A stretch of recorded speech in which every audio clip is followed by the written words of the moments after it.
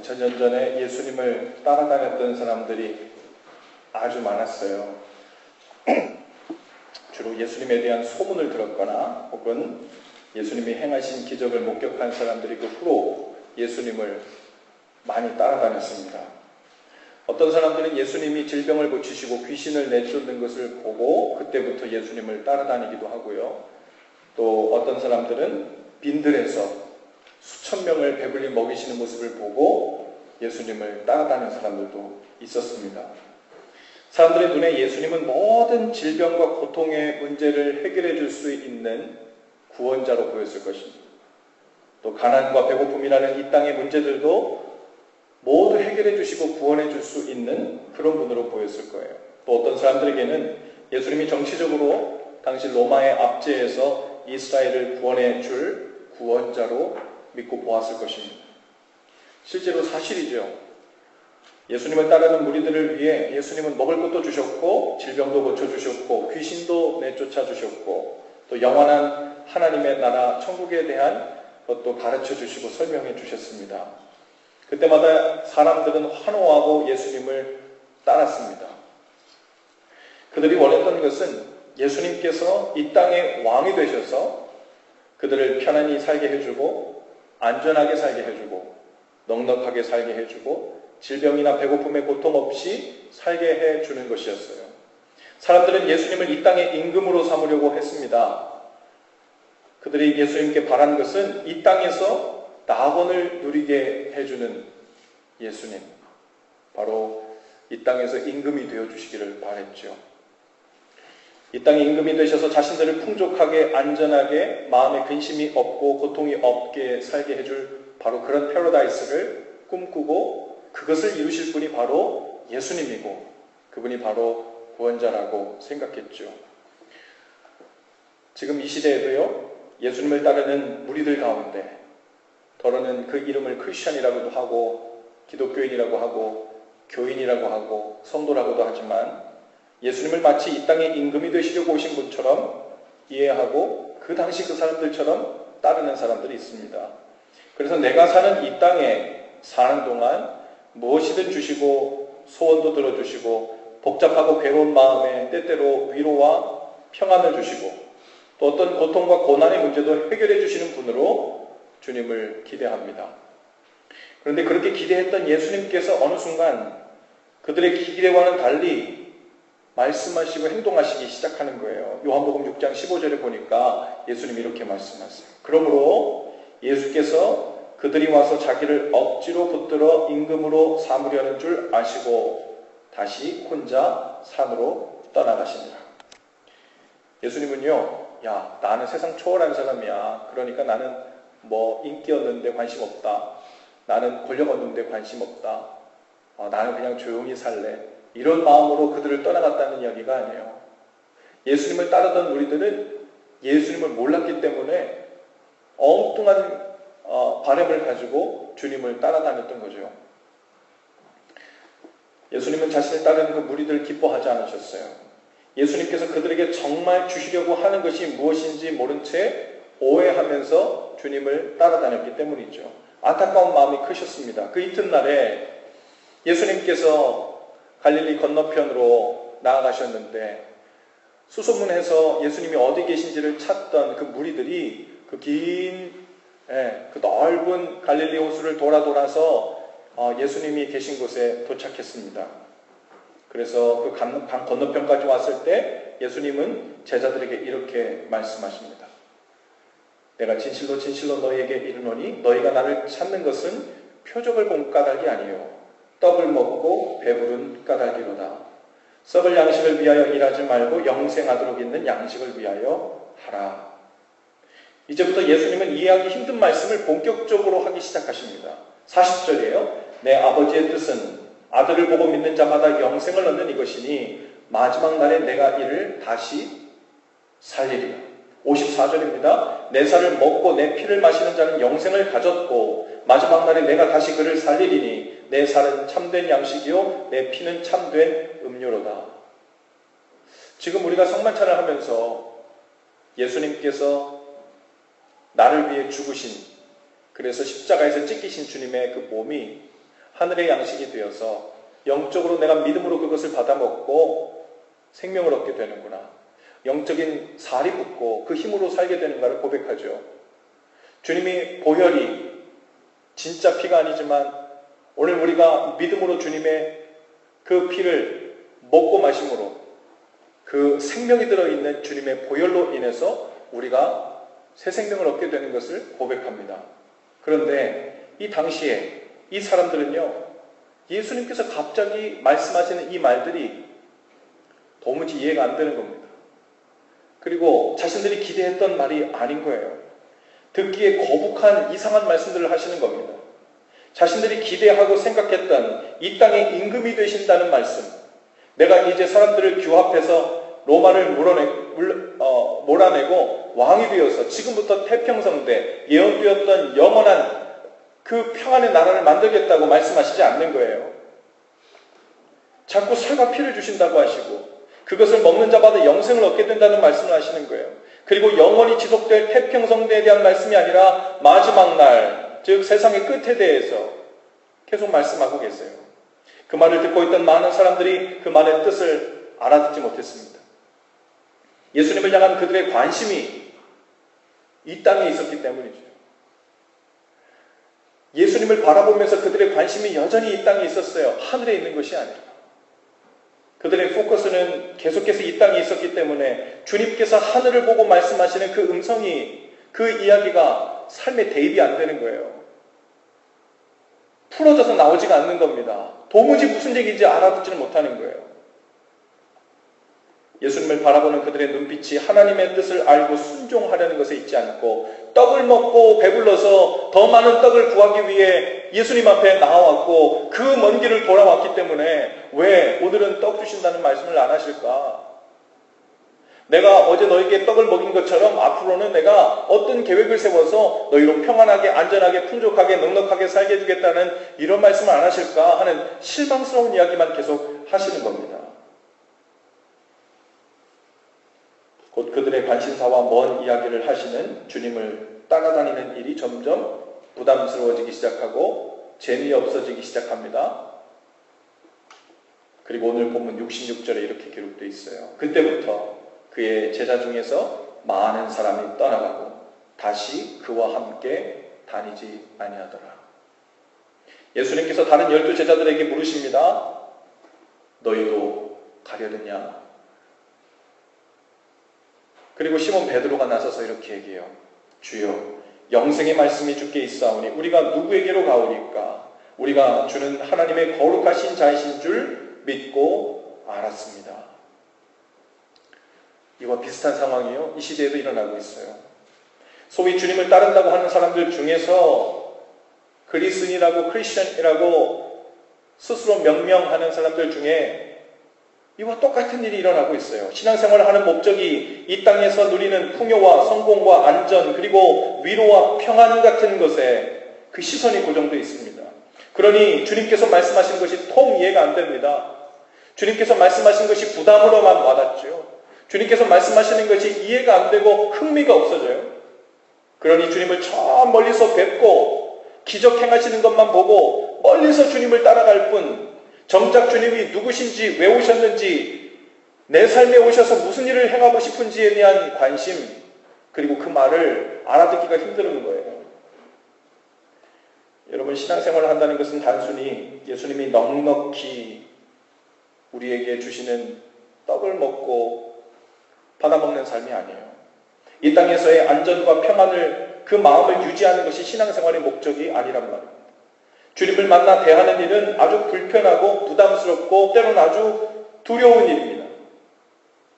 하나님의 말씀이 우리를 안전하고 편안한 곳에 머물러 있도록 하시지 않고 우리를 찾고 건드시고 들춰내시고 반응하게 하시는 겁니다. 제자는 안전한 곳에 머무른 채 예수님이 주시는 떡을 받아 먹으며 사는 사람들이 아니라 오히려 두렵고 떨리는 하나님의 말씀 앞에 믿음으로 굳게 서서 순종으로 반응해서 하나님 허락하시는 그 떨리는 마음, 하나님 허락하시는 그 은혜에 감격하는 마음으로 사는 사람, 그들이 제자이고 주님의 사람들이죠. 오늘날 하나님께서 아브라함에게 무서운 말씀을 하십니다. 안전하고 마음 편한 자리에 그냥 두지 않으시고 불편한 자리로 아브라함을 부르시는 거예요. 100세 얻은 하나뿐인 아들 이삭을 제물로 바치라는 겁니다. 우리가 이 얘기를 여기서 이렇게 읽으면 별로 두려운 말씀 같아 보이지 않을 수 있지만 당시에 이 이야기를, 이 명령을 들은 아브라함은 살이 떨리는 이야기죠. 우리는 당시 구약에서 드리던 그 제사법에 관해서 잘 모르지만 그 당시에 제사는요, 제단 위에다가 제물을 그냥 떡하니 올려놓는 것이 제물 드리는 게 아니었어요.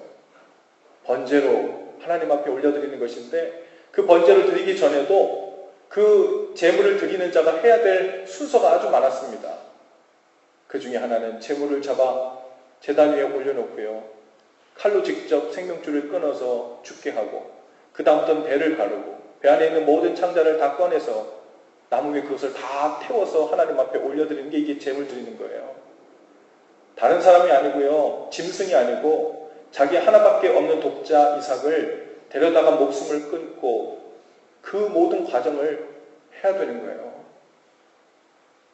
미치지 않고서는 이 일을 어떤 부모가 할 수 있겠어요? 어쩌면 이 명령을 들을 때 아브라함은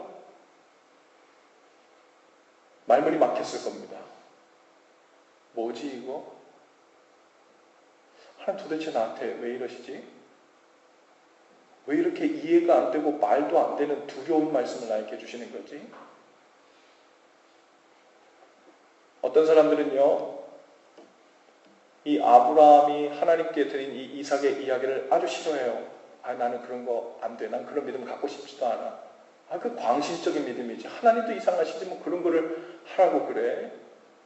그런 걸로 나한테 믿음 시험한다 그러면 하나님 믿고 싶지 않아. 하나님 이상한 거야. 아니면 이 성경이 잘못됐겠지. 내가 하나님 아는 하나님은 그렇지 않아. 그럴 수 있어요. 우리가 아는 선하고 make sense가 되도록, 이해가 잘 되도록 인도하시는 분도 하나님이시지만 우리가 하나 알지 못하는 것은 우리의 생각과 우리의 기준과 우리의 모든 윤리적인 도덕 이상을 뛰어넘는 초월적인 분이 바로 하나님이심도 우리는 알아야 됩니다. 여러분, 하나님이 이것이 make sense가 안 된다는 것을 모르시고 이것을 명령한 게 아닙니다. 말도 안 된다는, 그리고 이거는 부모에게 자식에게 자식을 하나님께 제물로 드리라고 부모에게 시키는 일이 이게 말도 안 된다는 것을 아시는 거예요.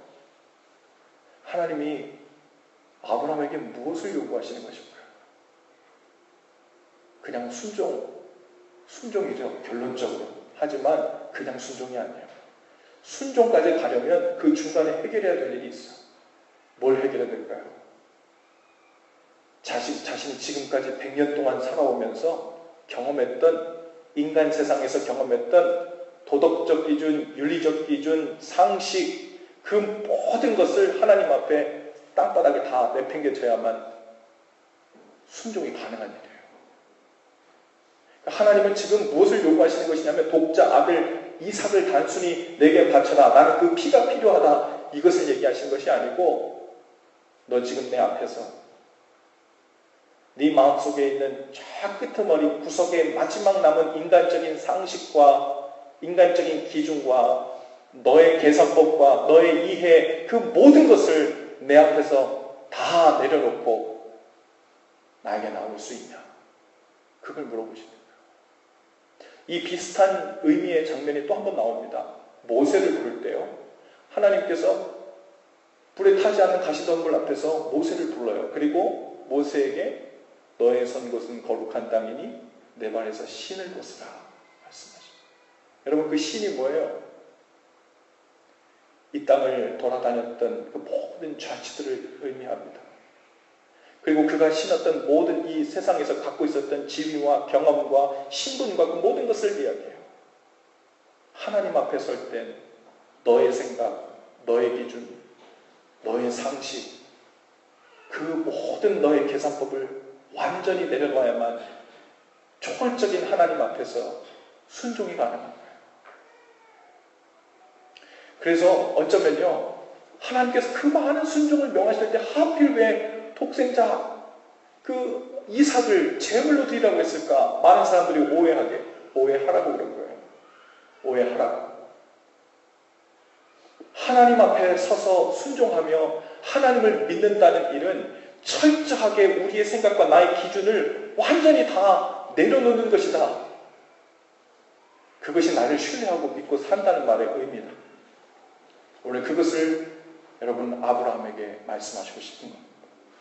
여러분, 어떤 사람들은요, 이 본문을 보면서 광신적인 믿음이라고 생각이 들 수도 있어요. 그런데 그 이전에 하나님께서는 우리의 모든 생각과 기준을 완전히 내려놓고 상황과 형편을 초월해서 역사하시는 하나님을 신뢰할 수 있도록 바로 이 상황을 명하신 것입니다.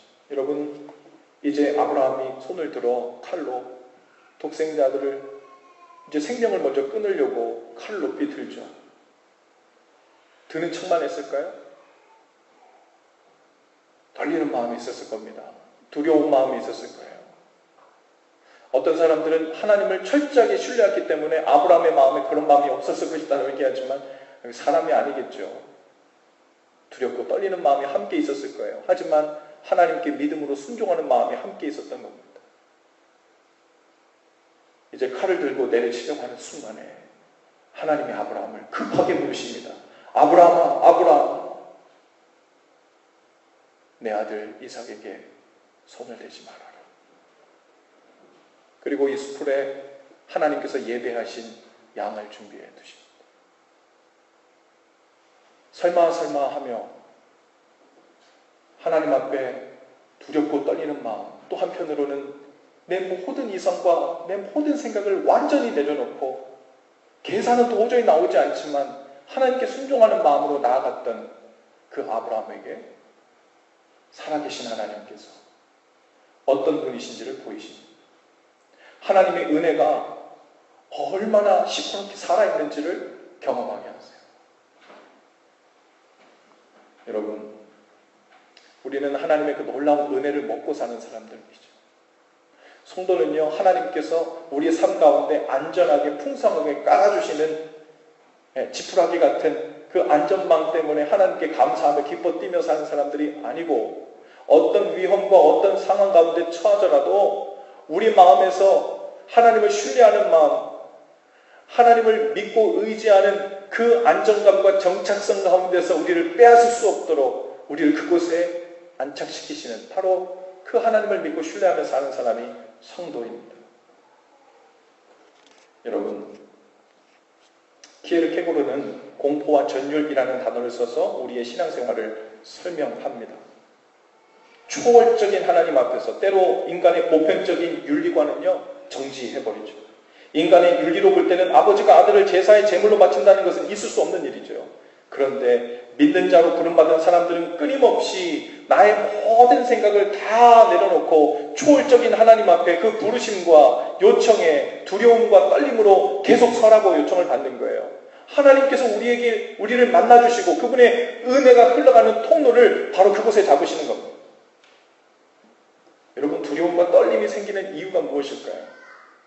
주님이 명한 일에 순종으로 나가면 내가 원치 않는 결말에 이를지도 모른다는 그 생각에 우리 가운데 공포도 생기고 두려움도 생기고 떨림도 생기죠. 반면에 또 하나님께서 내가 이렇게 순종하며 나갈 때 하나님께서 어떤 일을 이루실까에 대한 설레임도 우리 가운데 있습니다. 그런데 아이러니하게도요, 작든 크든 그 두려움과 떨림의 명령 앞에 순종으로 반응하며 나가보지 않으면 하나님의 은혜의 전율을 경험하지 못한다는 것. 여러분, 우리는 사실 그 떨리는 그 순간에 다 서봤기 때문에 이 자리에 앉아 하나님의 자녀로 세례받은 자로 와 있는 거예요. 여러분, 우리가 복음을 처음 들었을 때 우리는 제일 먼저 생각하는 우리의 정체성입니다. 내가 죄인인 줄 몰랐는데 내가 이런 죄인이었다니.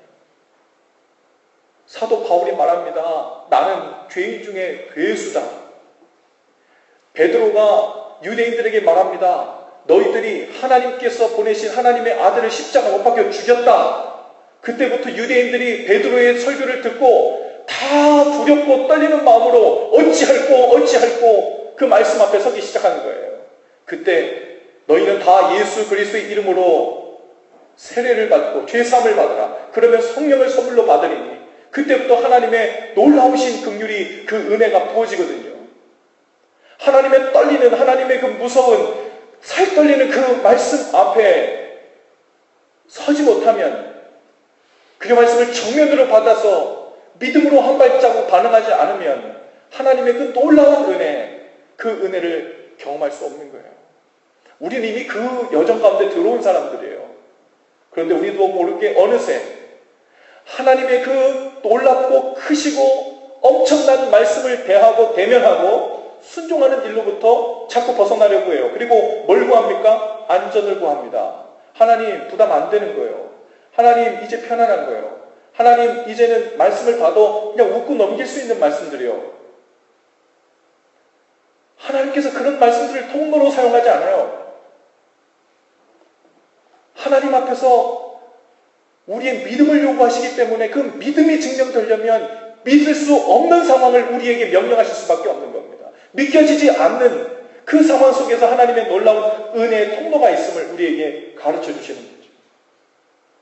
어떤 분들은 그렇게 말해요. 요즘 내 신앙생활이 무미건조해져서 예전 같지가 않아. 신나고 뜨겁고 가슴 뛰는 신앙생활로 되돌아가고 싶어. 내가 어떻게 이렇게 된 거야? 다른 말로 하면 무슨 얘기예요? 하나님의 은혜를 경험하는 전율을 느끼며 살고 싶은데 그 은혜의 떨림이 잊혀져 가고 있는 것 같다는 거예요. 착각하지 말아야 됩니다. 신앙생활 오래 했다고 너무나도 익숙해져서 잊혀진 게 아니에요. 뜨거움이 식어진 것이 아닙니다. 나이가 먹는다고 그렇게 되는 것도 아니에요. 이유는 하나예요. 하나님의 그 떨리는 부르심 앞에 순종으로 나아가지 않고 있기 때문입니다.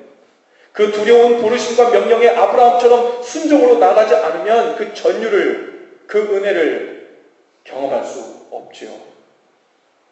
많은 크리스천들이 안전한 삶이 무엇인가에 대해 오해합니다. 안전한 삶이란 살아오던 삶의 패턴이 크게 바뀌지 않는 것이라고 얘기합니다. 내가 정해놓은 라이프 스타일의 재정의 씀씀이와 규모 혹은 이 땅에서 내가 세워놓은 여러 굵직한 인생의 계획들이 순조롭게 진행되고 준비되고 나가는 것, 그것이 안전하고 정착된 삶이라고 착각합니다. 대단한 착각이에요. 세상과 마귀가 주는 거짓말입니다.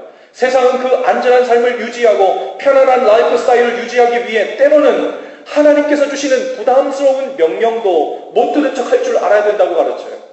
오히려 두렵고 떨리는 말씀을 주시며 순종하라고 하실까봐 귀를 반쯤 막고 신앙생활 해도 된다고, 다른 사람들 다 그렇게 한다고 가르칩니다.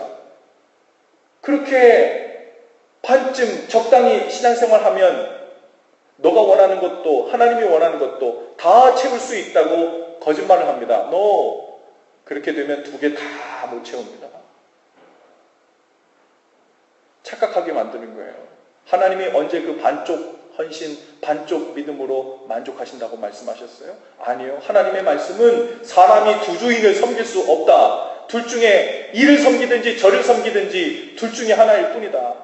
너가 나를 섬기는 마음으로 온전한 마음을 주지 않았다면 그것은 나를 섬기지 않는 것이다 라고 말씀하신 것이 주의 음성이죠. 까르로스 오르티즈라는 사람의 제자입니까? 라는 책이 있어요. 그 책에 보면 오르티즈 목사님이 젊은 날에 성공적인 목회처럼 보이는 그런 목회를 하셨어요. 교회를 개척하고요. 예배를 드리기 시작하는데 사람들이 엄청나게 몰려듭니다. 한 주 한 주 지나갈수록 사람들이 막 배가 돼요. 엄청나게 사람들이 구름대처럼 몰려들어요. 마치 예수님께서 5,000명을 먹이실 때 그 떡 먹는 것을 보고 더 많은 사람들이 몰려 들어왔던 것 같은 그런 느낌이었을 거예요. 그리고 그것이 잘 되어가고 있는 증거라고 생각했어요. 하나님께서 기뻐하시니까 이 교회에 역사하시는구나, 나를 사용하시는구나, 그 오르티즈 목사님이 그렇게 생각했어요. 그런데 어느 순간 오르티즈 목사님이 기도하시는 중에 주님께서 이런 마음을 주시더랍니다. 너는 지금 나를 기쁘게 하는 성도들을 돌보고 있는 것이 아니라 기저귀를 찬 아이들로 가득한 커다란 고아원을 운영하고 있다. 성도들은 모두 영적인 초보의 단계를 거치죠. 영적으로 미숙한 아이 같은 때를 지납니다. 그러나 하나님의 말씀을 부담스러워하며 듣기 싫어하고 순종으로 나아가지 않는 것은 마치 계속해서 기저귀를 떼지 않는 영적인 어린아이와 같다는 거예요. 마치 아버지 없이 고아처럼 나의 기저귀를 계속해서 갈아달라고 교회 앞에 와서 나를 위로해달라고 나에게 도움이 필요하다고, 나 이것이 치료해달라고, 나에게 이것을 회복시켜달라고 계속 외치는 것과 같다는 겁니다. 나이를 점점 먹어가는데도 계속해서 어리광을 부리면서 기저귀를 떼지 못하는 아이는 결국 부모에게 근심거리가 되죠. 우리 딸이 둘이 있는데요. 저도 아이 둘을 딸을 기르면서 기저귀 많이 갈아봤어요.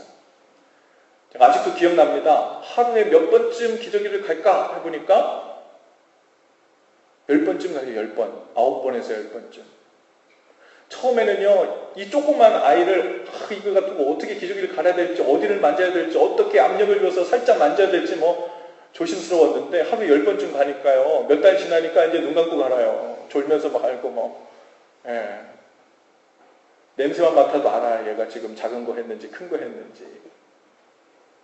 여러분, 기쁨으로 내 자녀니까 여러분 그때 처음 그런 걸 알겠더라고요. 아이가 쉬를 하고 큰 일을 봤는데 기뻐요. 그게. 왜요?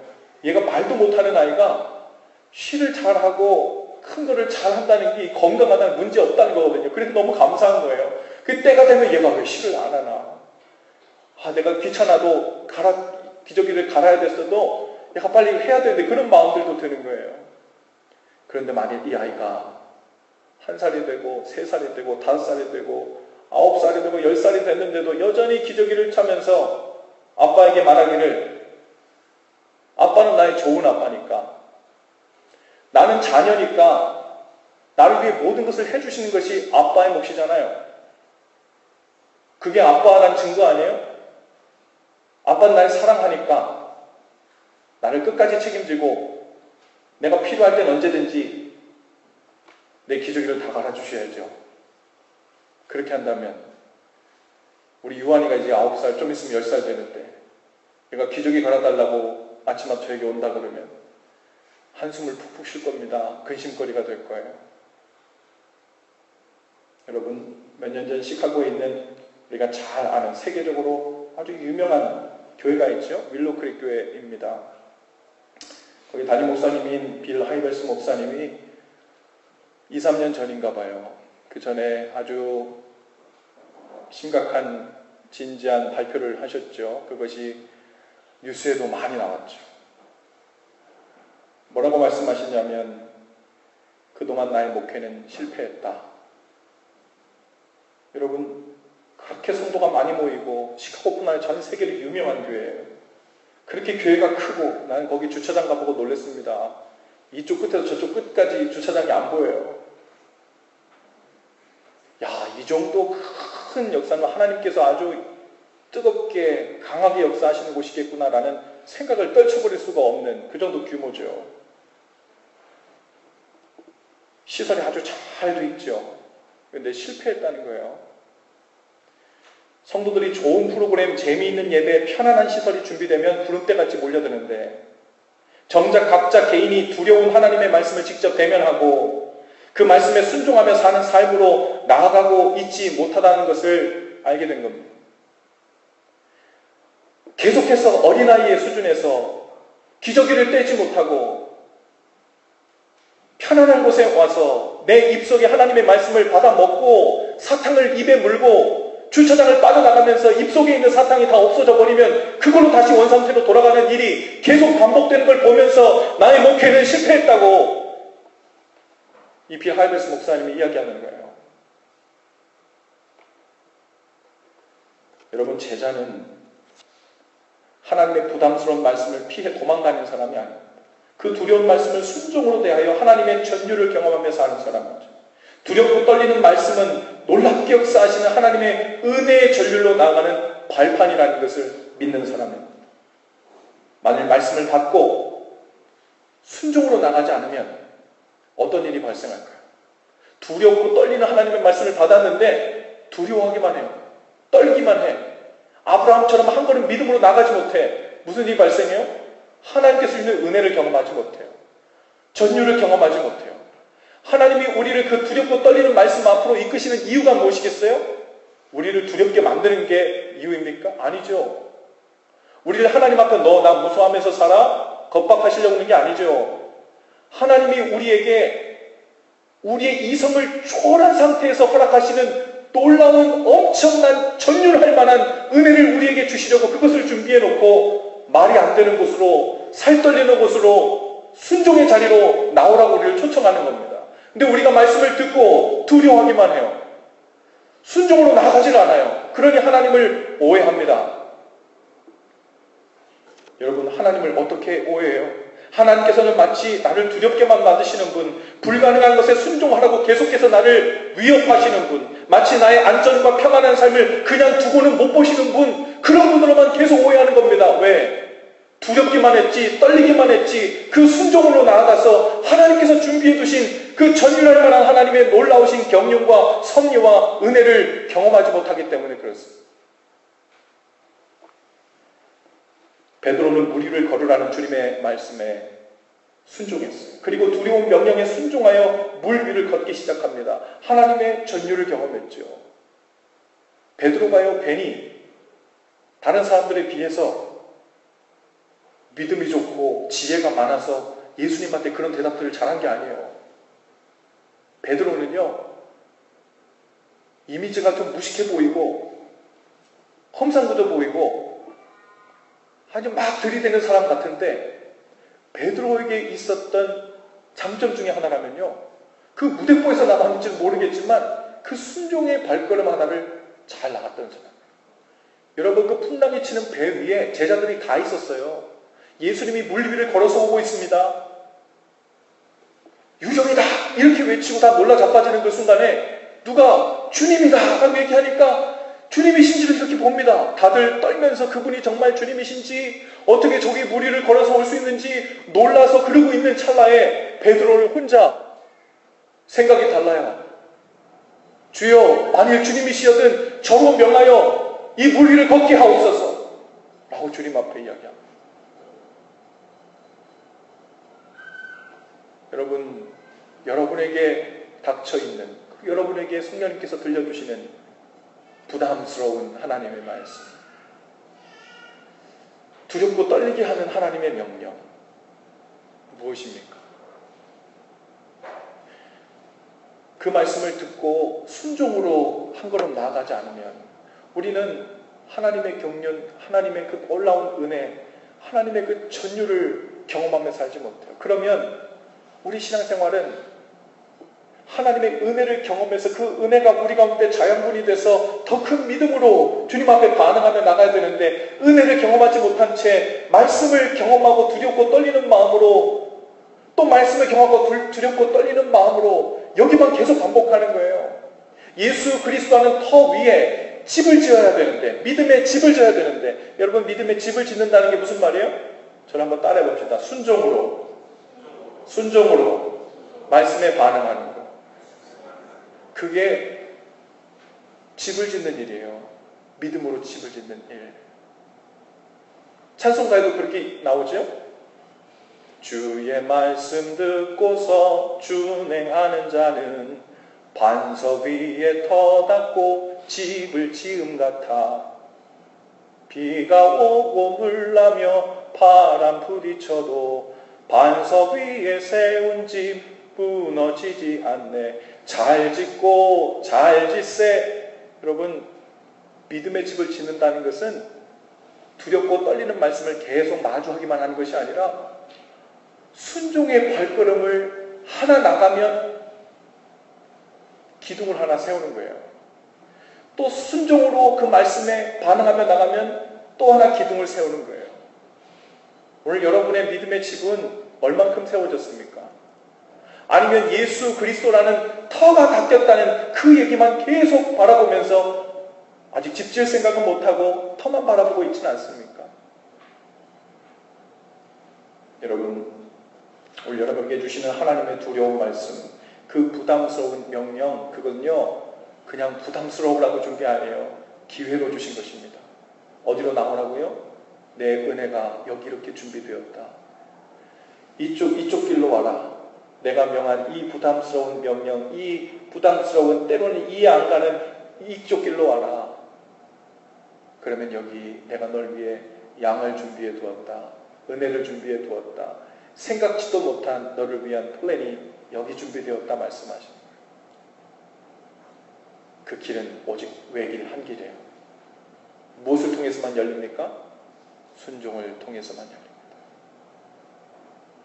예수님께서 이 땅에 오셔서 십자가에 돌아가실 때 그 마지막 겟세마네 동산에서 그렇게 말씀하시죠. 주님, 할만하시거든 이 잔을 제게서 옮기시옵소서. 십자가 안 지면 안 돼요? 심지어 예수님께서도 아버지를 이해할 수 없는, 그냥 덮어놓고 순종하지 않으면 나아갈 수 없는 바로 그 순간에 맞닥뜨리시는 거예요. 아버지여, 아버지여, 어찌하여 나를 버리시나이까? 라고 말씀이 나오시만 할 것까지, 이해가 안 되는 상황까지, 심지어 하나님의 아들 예수님께서도 온전한 순종, 절대적인 순종, 나의 모든 계산을 내려놓는 순종, 그 순종을 통해 하나님께서 그 이름을 높이시고 만물 위에 으뜸을 세우시고 모든 입으로 주님을 주라 시인하여 하나님께 영광을 돌리게 하신 줄로 믿습니다. 오늘 우리에게 바라시는 건 순종이에요. 순종으로 믿음의 집을 짓는 것입니다. 기둥 하나만 올라가도 집이 지어지는 것 같은 거예요. 순종 2개만 올라가도 우리의 믿음의 지붕이 올라갈 것입니다. 오늘 여러분에게 부담스럽게, 두렵게, 때로 떨리게 해주시는 성령님 허락하시는 그 말씀, 그것이 무엇이든 여러분 순종의 발걸음으로 나아가실 수 있기를 바라요. 다른 세상 사람들이 야, 내가 교회 나와서 병도 고쳐보려고, 사업도 잘 되보려고, 가정도 편안해 보려고, 꼬였던 일들도 잘 풀려보려고, 고통스럽고 고난의 일들도 많이 왔는데 이것저것 해결해 보려고 나왔는데, 물론 그 모든 것 하나님의 은혜로 하나님 주어주시고자 하시는 거예요. 그런데 그게 먼저가 아니에요. 먼저 그의 나라와 의를 구하는 순종이 먼저예요. 그 다음에 계산은 하나님이 하시는 거죠. 여러분, 그 하나님께서 오늘 우리에게 묻습니다. 다른 제자 같아 보이던 사람들은 바로 이 대목에서 다 나를 떠나갔다. 너희도 떠나려느냐? 오늘 이 베드로처럼 우리의 고백이 이랬으면 좋겠습니다. 주여, 영생의 말씀이 주께 있사오니 우리가 누구에게로 가오리까? 우리 이 말씀을 다 같이 한 목소리로 좀 우리의 고백사가 좀 함께 주님 앞에 고백합시다. 주여, 영생의 말씀이 주께 있사오니. 시작. 주여, 영생의 말씀이 주께 있사오니 우리가 누구에게로 가오리까? 아멘. 모두 자리에서 일어나십시다. 헌신 기도를 함께 하시겠습니다. 오늘 주신 말씀 기억하면서 하나님을 향한 우리의 기도가 이것입니다. 함께 고백하고 주께 나아가십시오. 주님, 우리로 하여금 두렵고 떨리는 하나님의 말씀을 대면하게 하시니 감사합니다. 이제 그 말씀에 순종으로 나아가게 하셔서 진정한 제자의 삶이 시작되게 하옵소서. 주님이 주시는 떡만 먹고 떠나가는 무리들이 되지 않도록 하옵소서. 날마다 주님 안에서 영생의 말씀과 만나게 하시고 순종을 통해 은혜로 전율하는 삶이 되게 하옵소서. 예수님 이름으로 기도합니다. 아멘.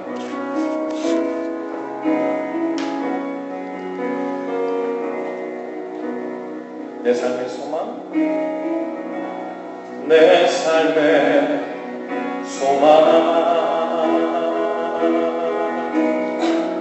내가 바라는